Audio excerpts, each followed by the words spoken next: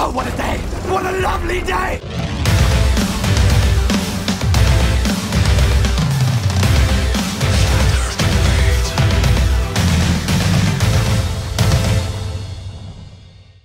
Welcome to Flat Earth Debate. I'm your host, Nathan Oakley, and if you are new to this channel, or you've not done so already, be sure to subscribe and hit the bell notification icon to keep up to date with the Flat Earth Debate. If you'd like to support this channel, there is a super chat that runs alongside each of these shows while they're live, and there's also a PayPal and crypto link in the info box below this video. But most importantly, if you would like to join the discussion, simply mute the page you are currently watching, then click the link in the info box below this video to join the panel and express your views on the shape of the Earth.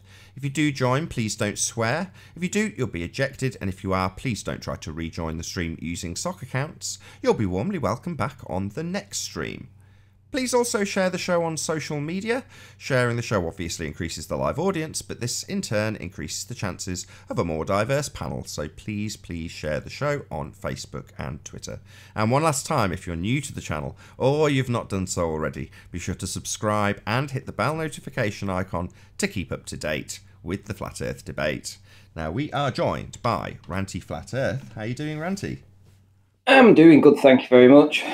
Now we're However, slightly privileged to have you, because I know I've sort of talked you into coming on because you were going to head out and do a few more observations, having just whet my appetite with the most juicy thing ever, and then said you were heading out. So I'm going to start early anyway. I didn't know if you realised, but you're here and you've got something very juicy to show us. So can you share this with... I do, but you're going to have to just chill out just for a minute, because Google Hangouts is not responding. And Google Chrome is not responding, so I don't even know how I'm actually speaking to you right now because I've got a whirly screen going around. So there's nothing I can do about this technical hitch right now.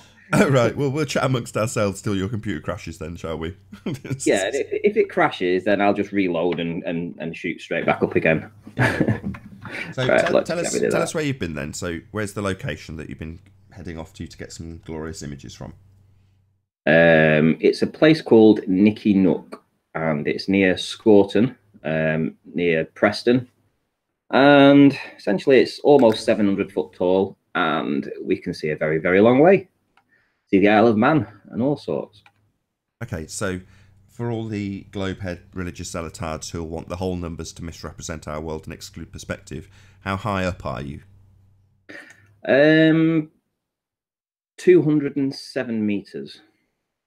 So the top of the hill is about 214 metres and you're a little way down, basically. Is that right?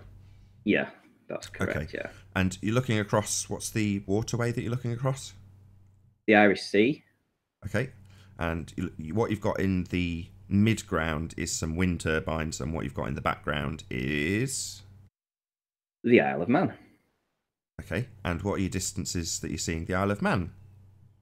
Well, there's a few different...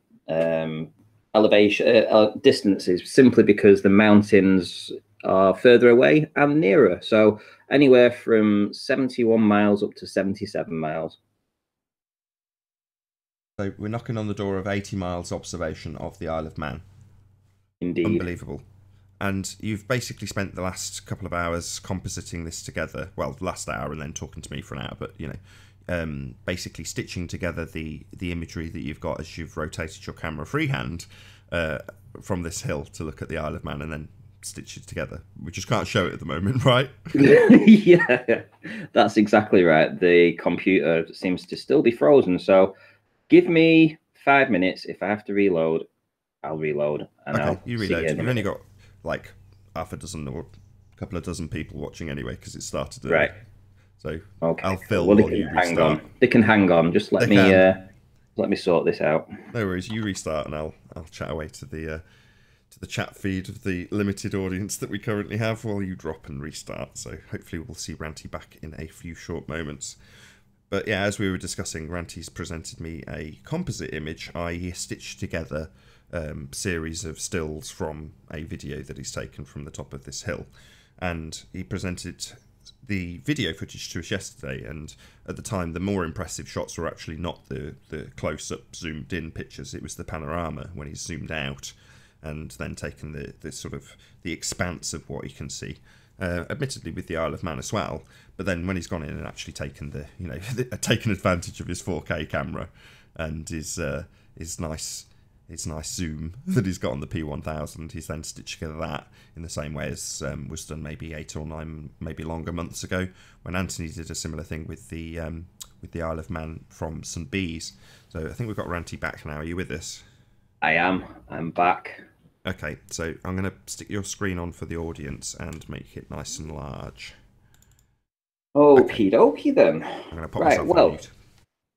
You'll notice that yesterday I uploaded a video saying that I think the title of it was something along the lines of meeting a flat earther at the top of Nicky Nook and the Isle of Man. And essentially, both were great, meeting a flat earther up there, who would have thought, but also the fact that we saw the Isle of Man. Now, what's impressive about this is... Hello? Oh, I've got a bit of an echo now. Yeah, but I was on mute, so it definitely weren't me. Don't worry about it. It's just your computer kicking in with various things, I assume. Well, what was really good about this was that we were able to see the Isle of Man pretty clearly in the video. And when you enhance the contrast and the colour, you can bring out the individual mountain ranges. So this is a composite that I've stuck together, and anybody can do the same. The video's up. I think it's in 4K, so you should have no problems in getting the detail. Next, what I decided to do, I have put the heights of these mountains in so that you can actually see them. For instance, we've got Snaefell, which is 2,037 feet in height. And you can see, where are we? There we go, 2,037 feet in height. And you can actually clearly make out the top of the mountain, which is just here. So there's all these different mountain ranges with the relevant heights put in. For instance, when I went to Peak Finder, I was able to match up everything pretty well. So if we come down to the bottom here, we have North Barule, and you can see this matches up perfectly, North Barule. And then we've got Plague Ua, which is at 1,804 feet. Snaefell, which is 2,037. And obviously, you can see all these different heights, distances, etc. Well, the problem that we have is that all these mountains are a different distance. So, for instance, if I wanted to try and measure the height of Snaefell versus the height of Mullagua, which is here, there would be a much greater distance. So I think Snaefell is around about 76 miles away. So when you're trying to compare 76 miles versus 73.5, it would be pretty tough to actually do this. So the good thing about it is we do have two mountain peaks that are relatively close to, well, same distance apart.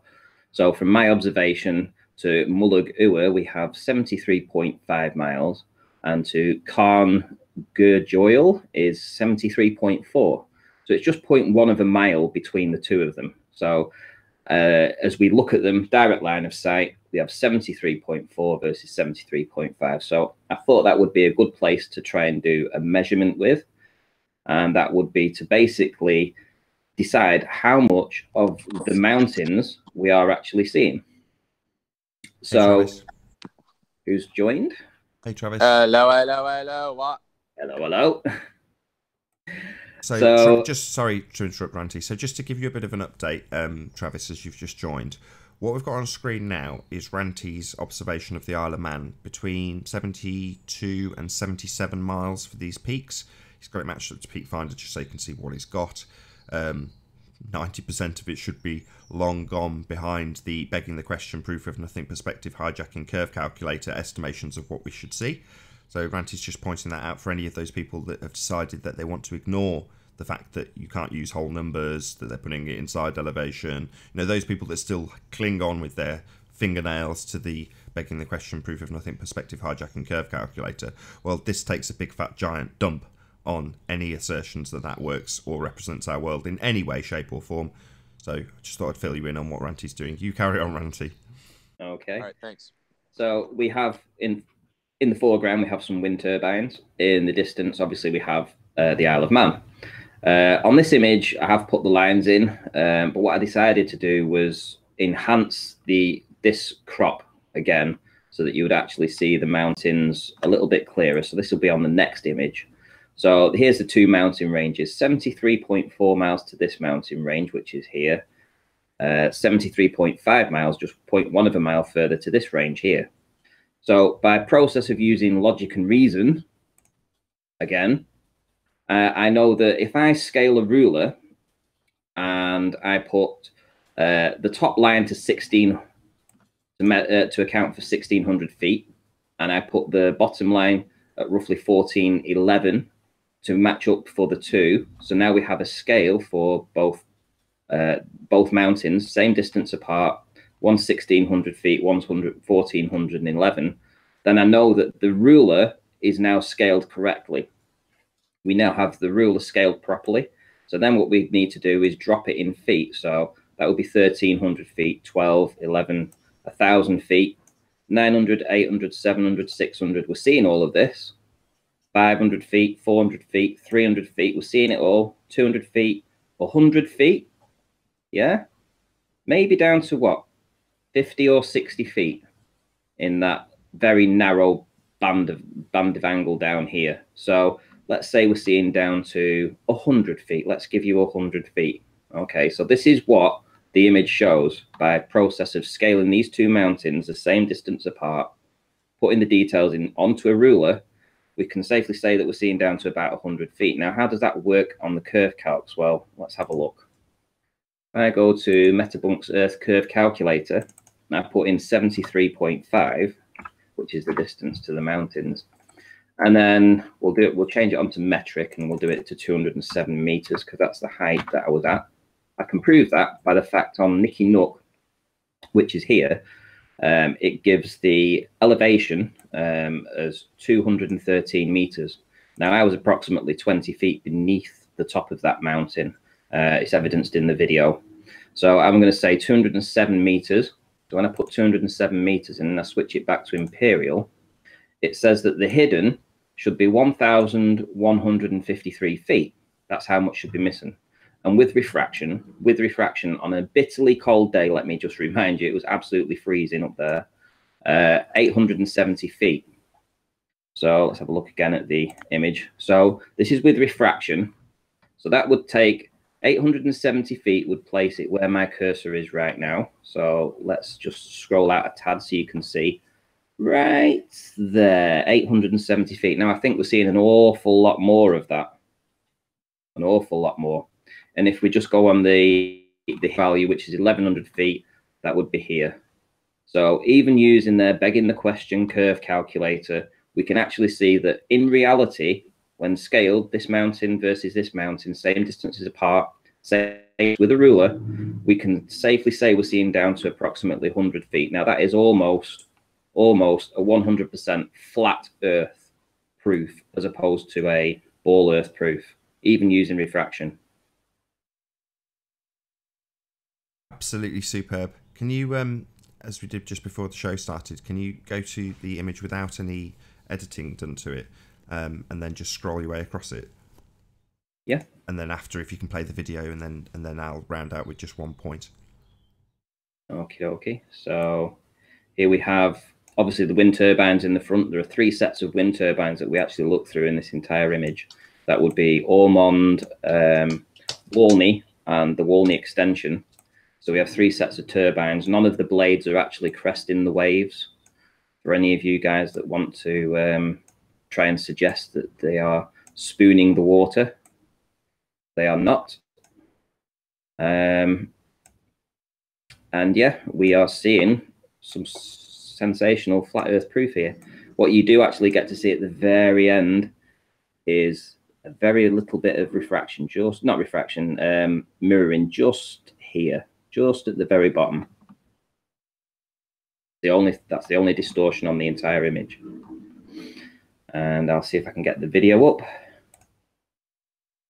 I think it was 7027, was it? No, 7072. 7282. No. That was this one. So this is the video that I put up yesterday on my channel.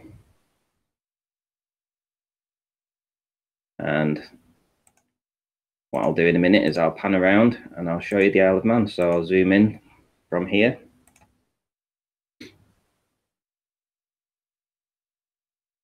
And you guys can do all this. You can go to my channel. You can do the same things that I've done. You can take an image of this. You can scale it. You can do your own thing. You can do your workings out, and you'll see, you'll come to exactly the same conclusions.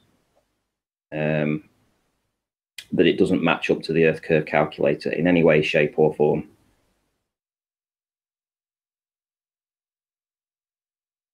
Right, I'll just say hello to our new guests. So, hey, Sleeping Warrior. Hey, Arwin. Yo, yo. While this is playing out, I want to give a massive amount of kudos to Ranty. Yeah, I was holding back. I didn't want to join whilst he was mid-flow. Like, I'm going to make one point. I just want to check if he's finished. Then I'm going to make one point, and then I'll hand it over to you, Anthony, if you've got something to add. Is that the end of your presentation, Ranty? I'm just going to show you my position so that there's no doubt as to the position as well. So there, that little where those people are, that's the very top. That's 213 meters. I'm in a ditch, approximately 20 feet beneath them, and I'll show you that's the ditch that I'm in right now. I should turn around again and show you the top of the mountain, and I don't think there can be any doubt that I'm essentially 20 feet beneath the top, putting my elevation at 207 meters. So all the details are there for anybody to go and scrutinize. Knock yourself out. Yeah, let me respond. I didn't join midway through because I waited until you finished, because there's nothing worse than someone joining and disrupting your flow when you're mid-flow. It's like the rhythm of the ocean. You don't want that rhythm disturbing.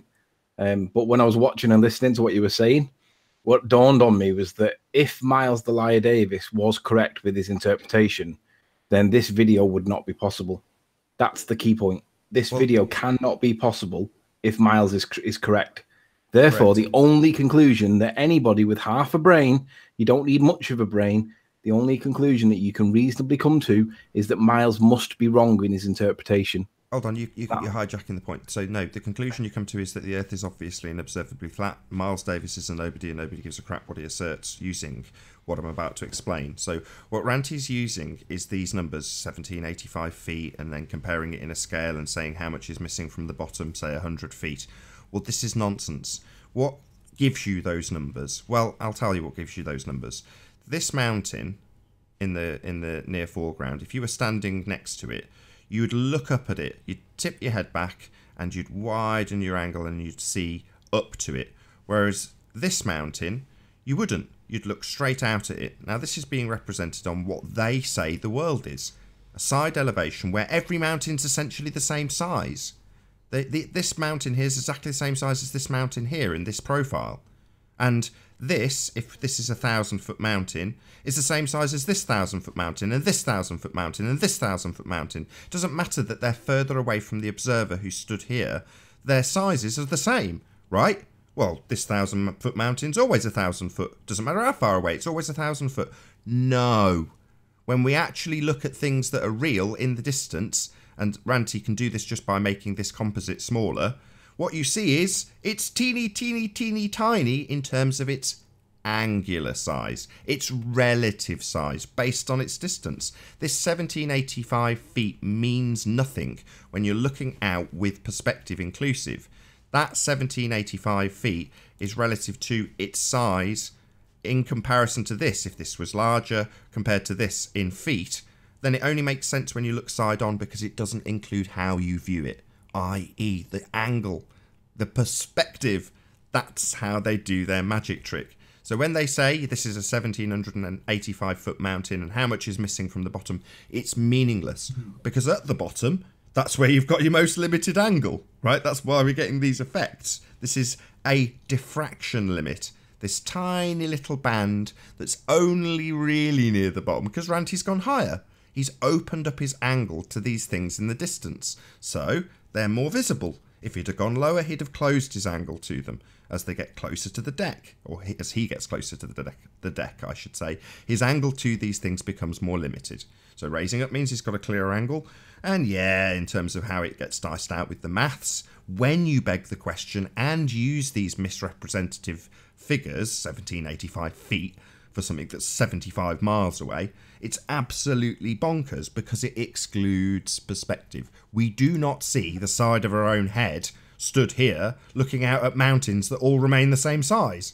They decrease their angle as they get further away. So that's what you have to account for, not 1,785 feet and how many feet are missing off the bottom of it, because that is a totally exclusive of perspective way of analysing this view. In other words, it's 1,785 here, it's 1,785 here. But clearly it's not. It's got further away. The angle of view to it's got smaller. So that's the magic trick. That's what they're doing. Whenever you see these numbers, then you know there's no perspective included. It's just representing it in an orthographic way so that they can claim how many feet are missing off the bottom, where we would say, well, that's the most limited angle. That's where you get the most compression, where things squash the most. In the same way as if this mountain range was another 100 miles away, it would be a smaller angle. In this view, with this zoom, it would be smaller, i.e. the angle to it would be smaller. Well, the same exact effect happens as you work your way down anything. The angle of view to this section is much more narrow than the angle of view to this section because it's lower. Simple. And that has the same effect. Stuff becomes more compressed as you work your way down. Red Pill Philosophy did an absolutely excellent expose of this with a building in the distance, and as you work your way down the floors you can see the balconies getting more and more squashed. Shock horror.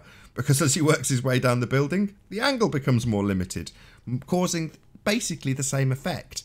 If you push these mountains further away, they're going to get smaller. The angle of view gets narrower because they're further away, right? Obvious. But the same principle applies as you work your way down in angle. That's ignored if you represent it with these numbers. So you can't take that into consideration. You need them if you're going to start translating it into this view. And that's precisely what they do. Sorry, that was quite a long, elongated point, but I really want to hammer this home. I think what I want to do, I want to invite Ranty to poke the bear here, because this basically, even though Nathan stamped over my point, I'm going to reassert it on top of his point. If Miles's video was what he says it is, this would not be possible. That's the point. So what we're going to do is we're going to make it well aware to everybody that Miles Delia Davis has not responded to the angular size counter argument because he's buried his head in the sand. But not, what we're going to now do is push it another stage further and say, if Miles's assertion is correct, explain this, because he's not going to be able to. So, Miles, if you're listening, and we know that your cronies do listen, so somebody get the message to him, come and tell us how this is possible with your sphere-loving bullshit, because that's what you've got to do. So I look forward to you burying your head in the sand once more and completely ignoring the counter and make another 4 videos claiming that the Earth's a ball, and we just sit here laughing at you. But Miles, explain this.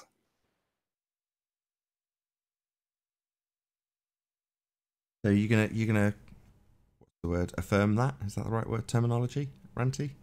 Affirm it? I can affirm it. I mean, I can affirm it, and I can say, well, yeah, I understand what he's trying to say, which is if he's putting his camera height at the same height as something in the foreground, he can perhaps look at things in the distance. He's not taking into account that things shrink. This is a much easier way of actually just measuring things. We have 2 objects the same distance apart, so we have 73.5 and 73.4. We have elevation heights for both, and when you scale it, and then you put a ruler in and you work out how far you're seeing down, essentially you're seeing down to the floor. And this is, in my opinion, a much easier way, and anybody else can repeat this. Take screenshots of my video, do the same thing, apply the same data, same way of doing it, and knock yourself out, because this will come up with the same result. There ain't 1,100 feet of curve there. check out the size of the bulge. The bulge, let me show you the bulge size. This will be interesting. So from this distance, the bulge itself is 900 feet. That's at the most limited. So what about the size of the bulge when you're looking at the one that's 77 miles, when you beg the question and exclude perspective by using whole numbers? So when we go to 77 miles, the bulge is 988 feet, almost 1,000 feet. And I believe it was a little bit further than that. If we went to Peak Finder and we look for the Greba Mountains, which are here, The distance is 77.5. So when I put 77.5, we actually get a bulge of 1,001 feet.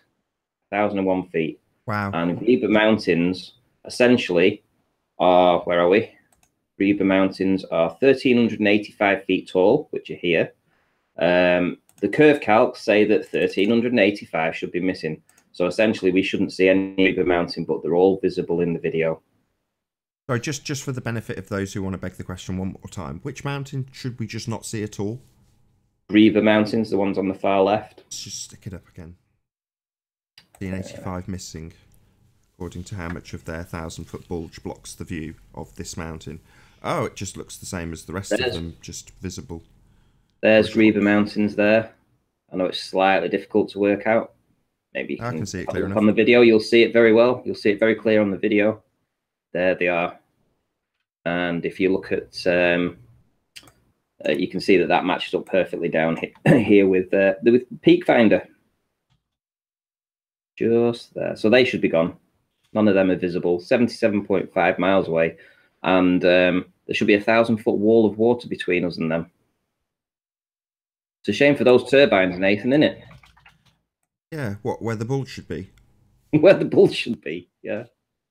The problem that Miles does when he makes his claim that the top of the turbines is equal to the top of the bridge, the problem that he doesn't consider is that they're still heading down towards the horizon. And I know he says that they're on eye level, but everything converges at one point, and he's saying it's right in the middle of the frame. The problem we've got with Miles is that we don't know for certain that he is where he says he is, because he didn't prove it. So he only needs to be a couple of feet either side, and it's going to cause a seesaw effect, because he's going to be basically like making it skewed, maybe unintentionally. But the point is that we can't validate what Miles says, because he didn't prove that he took the pictures where he said he was. And even if he did, it still doesn't explain why there's so much mountain in the background shown. On a sphere, it's got to be behind the curve, and it wasn't behind the curve. But if what Miles was saying is true, then what Ranty's got here is impossible. So this is the line of sight. So we go through these turbines. We go through 3 sets. So we do have a view of Ormond in the foreground. Then we come to Walney. And then we come to the Walney extension. So there's 3 sets of turbines that we look through when we look through all these mountains. And we're essentially looking way over here from North Brule, which is here, all the way over to Snaefell, etc., all the way over here, 76, 77.5 miles away, all over there. So this is the mountain ranges that we're looking at. And then, as I say, the best. So essentially, when I said that we were going to measure 2 mountain ranges, that would be 73.5 and 73.4 miles away. So essentially, they're on the same track, like so. So they should appear. So when you're trying to work things out and scale them, then that's a very good way of doing it. I wouldn't be able to do the 73.5 versus the 77.5 because there's a 4-mile discrepancy there. And the Globers would argue that that would be not correct to do. Try and get the nearest 2 that you can. So I did find the nearest 2. They're just 0.1 of a mile away. And that's what this result is. This is 0.1 of a mile away between this mountain here and this mountain here. Relevant heights scaled in correctly. So we now have 1600 at the top, 1411 at the bottom. That then scales the ruler. The ruler is now scaled. And all we have to do then is just see where it ends up. And essentially we're under 100 feet. Relative to the height of the turbines, how high are you? They're all different sizes, these turbines. Some of them are massive. I think some of them are about the same height as myself. If I go to, let's have a look, see. 210 meters. I was just about to say that. What height are you at? 207 meters. So you're basically the same height as some of them, Yeah. thereabouts. Yeah. I was just totally being silly. Were you? Well, I think that's correct.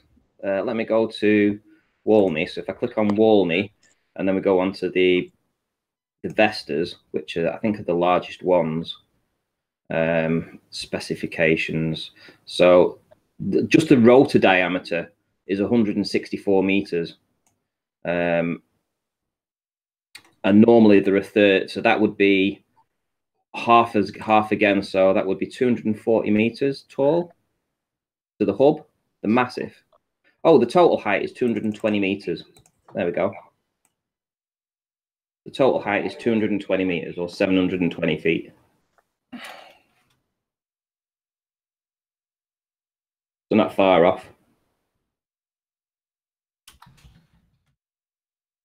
What's the relevance of that being a parallel to? I mean, I know what the relevance is for Miles. It leaves him a little bit screwed because every single calculation he does with his calculator angles the camera down. So if he's to assert that he's parallel with something in the near foreground that's at the same height as he is, none of his maths is ever going to work because he's not angling his camera down as the maths dictates he must.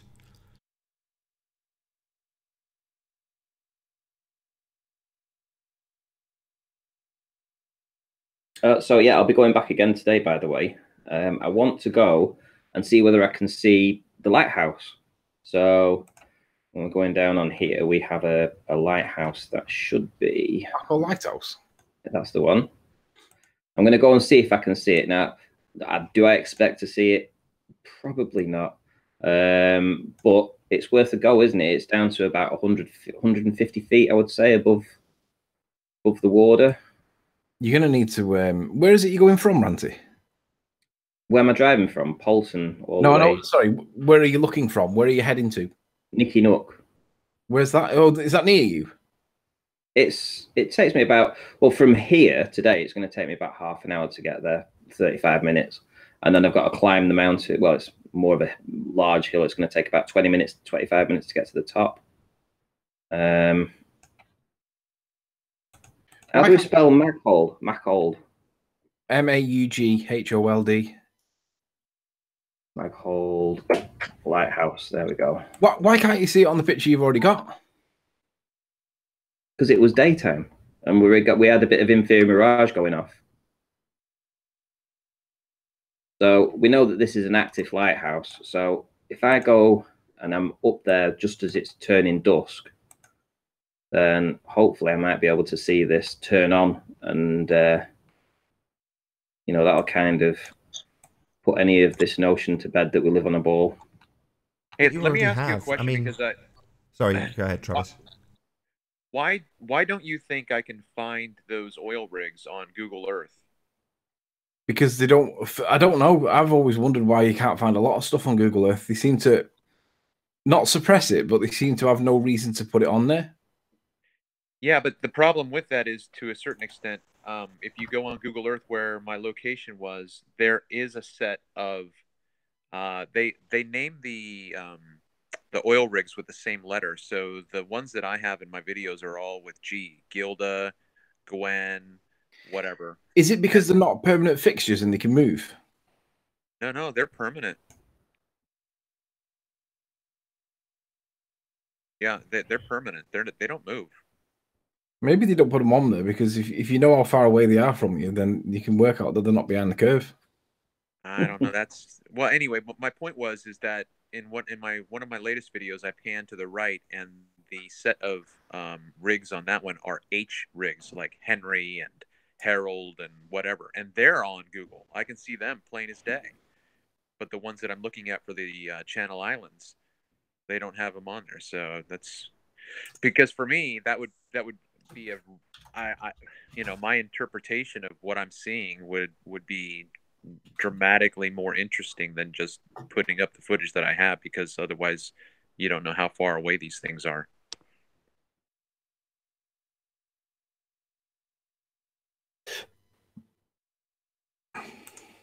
So if you think that I can see that lighthouse today, what would you think the chances of seeing it? There should be 908 feet hidden, and with refraction 674 feet.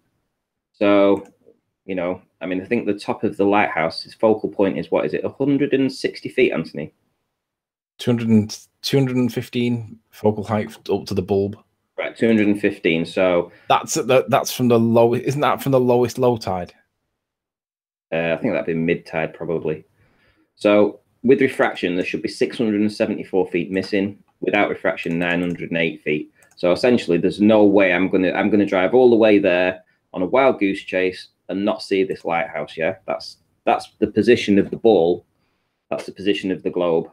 You can exclude refraction today. It's absolutely freezing. I think it's around about 3 degrees.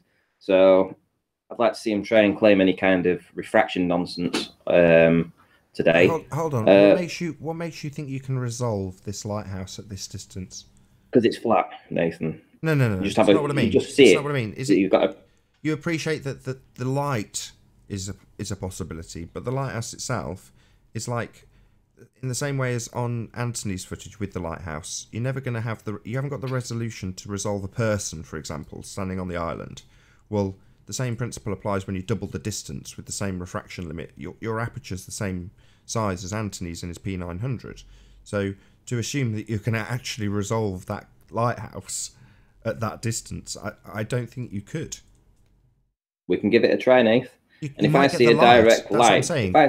The light's going to be bigger, right? It's going to essentially give you a greater resolution of something to capture, because it's going to at least spread out a little bit. So that will effectively make the thing you're trying to capture bigger, therefore give you a bigger angle to it, and therefore a likelihood of actually capturing it. But I would assume that at the distance you're looking, the lighthouse is too small to see.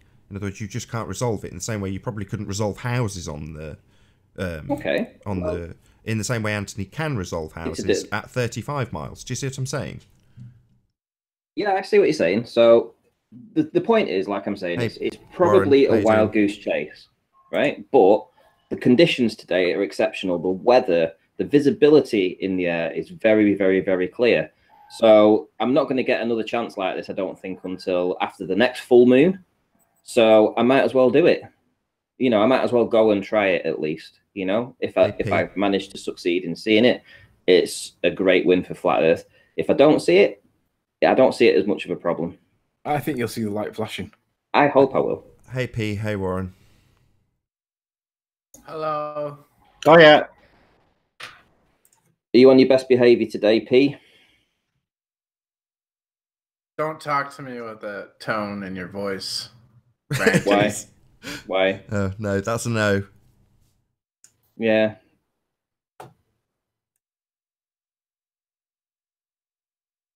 Well, fortunately, the demonstration by Ranty is pretty much concluded now. So, you know, if anyone comes to that section of the show and watches it, there's not going to be any nonsense from P Mars intersecting it all. So that's good news. Thank you again, Ranty. No worries, no worries. Let the nonsense commence. Put some respect in my name. What? Show some respect for my greatness. Okay. You having one of those days where you tell yourself you're great, P? Is that you've woken up, looked in the mirror, and gone, you are ace. You're ace. You are you. Is that what you've done this morning, P? And people like me. And people like you. Just remember that, P, while you're looking at yourself in the mirror. That's a Saturday Night Live sketch. You just rip everyone else and just steal jokes. You steal people's flat earth material. What's Saturday Night Live? You're just a comment thief. What's Saturday Night Live? What is Saturday Night Live? You read that book about how to... There's your respect, P. Have you booted him? What is Saturday Night Live? Nathan, I was having a chat with you know, Gary Heather from FE Core about the convention. Yes. We were talking about our perspective has dominated the conversation recently, and basically that it's becoming obvious now that what we've been saying for the last 3, 4, 5 months is now getting through to people on our side, in that, because Bob from Globebusters was basically punting it or preaching it on Globebusters at the weekend, saying that they have hijacked perspective and they've called it curvature. Now, we've said that for ages, but Jaren had an epiphany moment, and I said to Jaren in response, that's the exact reason why Nathan calls it the perspective hijacking proof of nothing, begging the question curvature calculator, or words to that effect.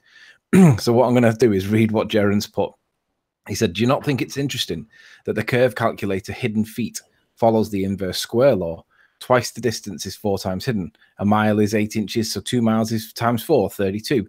Double again to 4 miles and it's 128 inches. Multiply again, blah, blah, blah. And I said, yeah, Ranty spotted that when he was using the lampposts. Shout him out because it's true. And then he gave it a link. And then I said, but it's based... Oh, anyway, I said something. Jeren then said, stolen perspective, calling it curvature.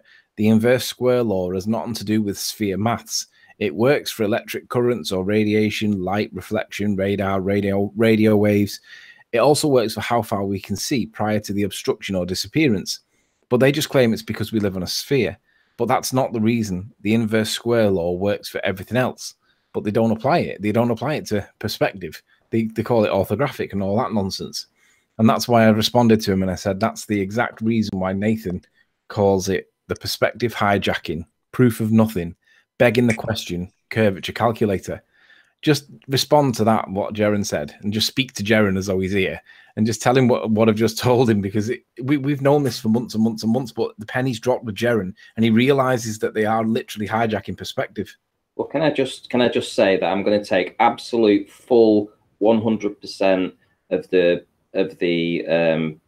what would you say? What would you credit for this? Yeah, because I did it twice on Globebusters. I actually showed them that, and I don't think they understood it when I did it. So I did 2 presentations on theirs on this exact subject. Yeah. Using an inverse square law, explaining to them how they'd hijack perspective with the compression that was going in it as well as.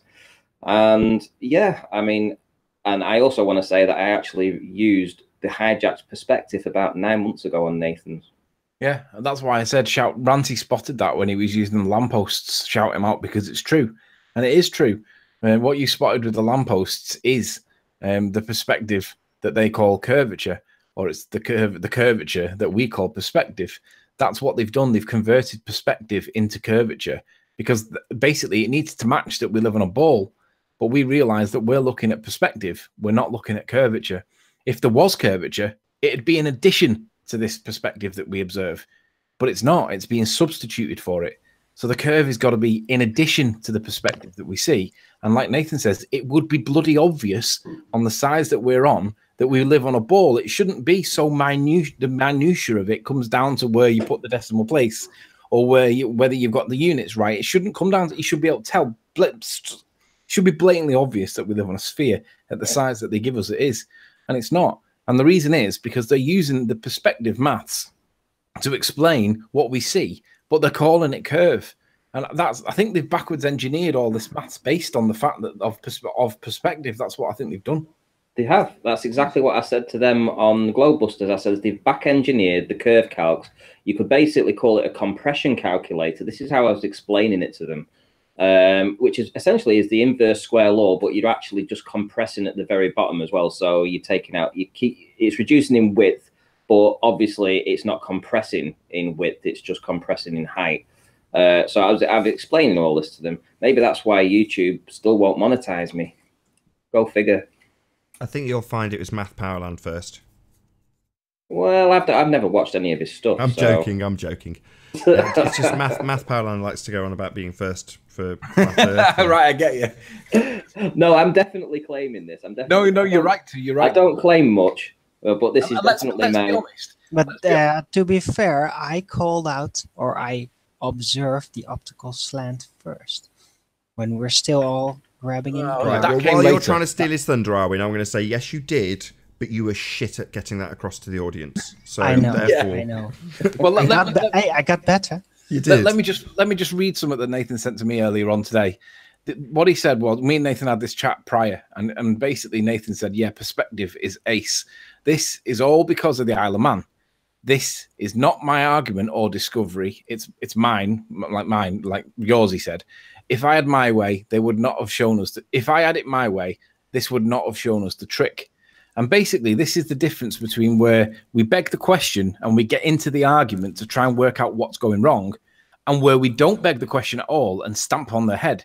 Because Nathan likes to stamp on their head Whereas I like to try and work out, well, all right, let's go with that, just for the sake of discussion and see where it takes us. Please now let me do that. So you brought up Jaren and asked me to sort of elaborate, and I'm going to do it in a segue, which is to say that I listened to his chat with Tim Osman yesterday, and I like to focus, as you rightly point out, on the first bit of my name for the calculator, the begging the question, proof of nothing, perspective hijacking curve calculator.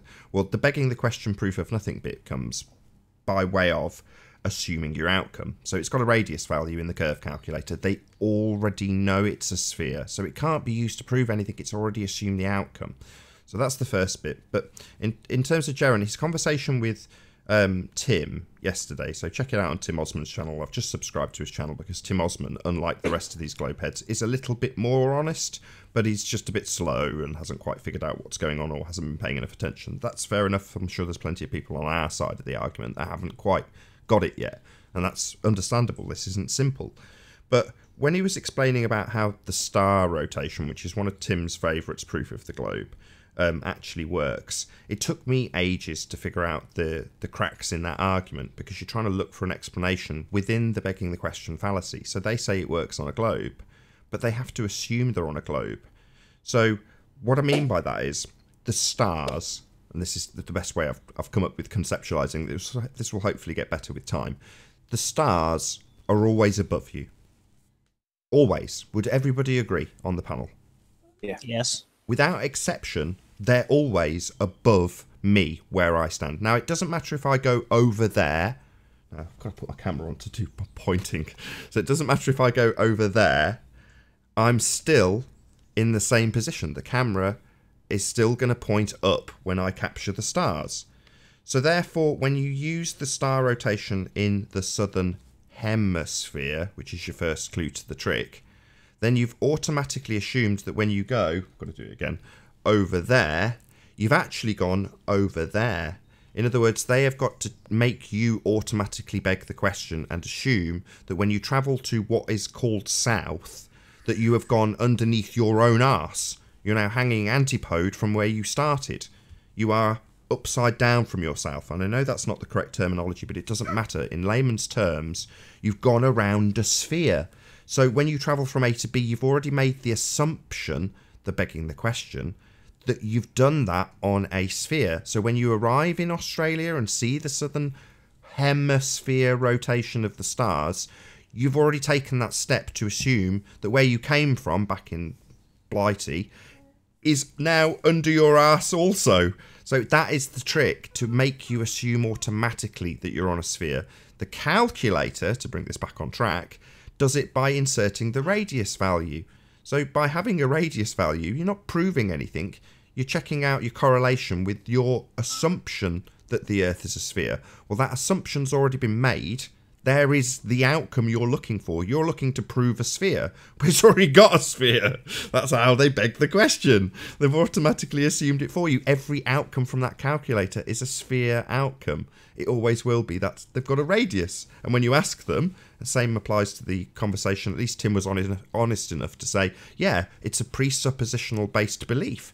It's based on R, the presupposition thereof.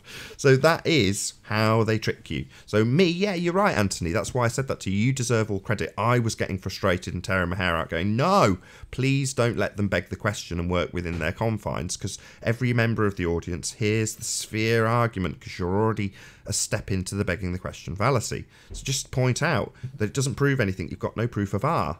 You know, prove the R and 7/6R, whatever, however you want to attack that particular part of the fallacy. But by allowing you, or not allowing you, by you just soldiering on regardless of what I said, and arguing with these muppets about how the calculator works inside the fallacy, while you're in a perspective view, talking in whole numbers, you've figured out how the trick works.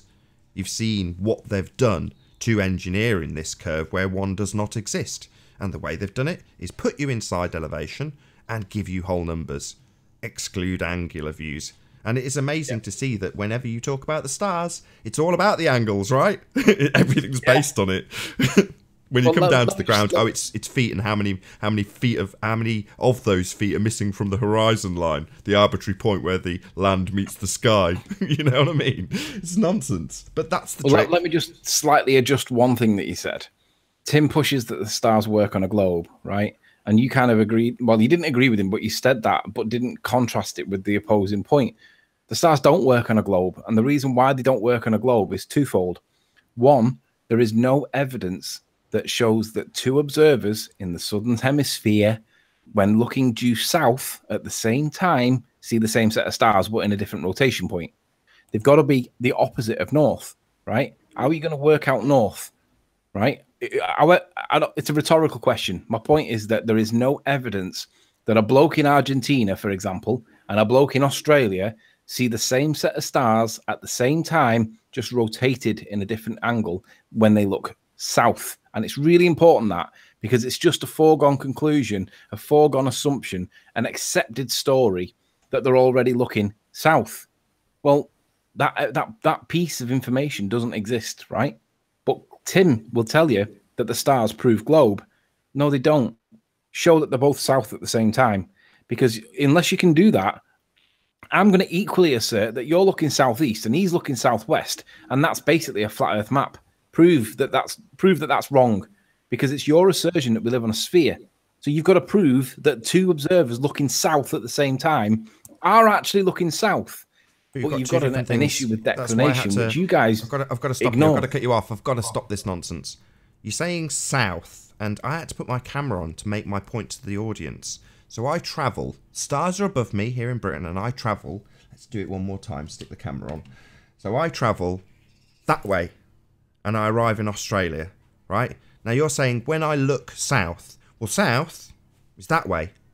But when you're saying it, you're already a step into the logical fallacy. You're assuming, and working within the confines, that the assumption is okay to say that south is that way. Well, it isn't. That's the logical fallacy. Yeah. You're right. You're right. And this is the bit where Tim basically needs to be corrected, but he also needs to concede this point. But he'll never concede it, because ballers can never, ever, ever, ever concede a point. Hello, how you doing? Got beat something? How you doing? Don't block me. Bye. just chat. Whoever you are with that recording, just join again on a different account. You've probably got 1 million, and just say hello. We don't bite. Someone who obviously has joined and is a scumbag, and he's only doing a voice recording because they've got no other means of joining and interacting with us. And of course, they want to.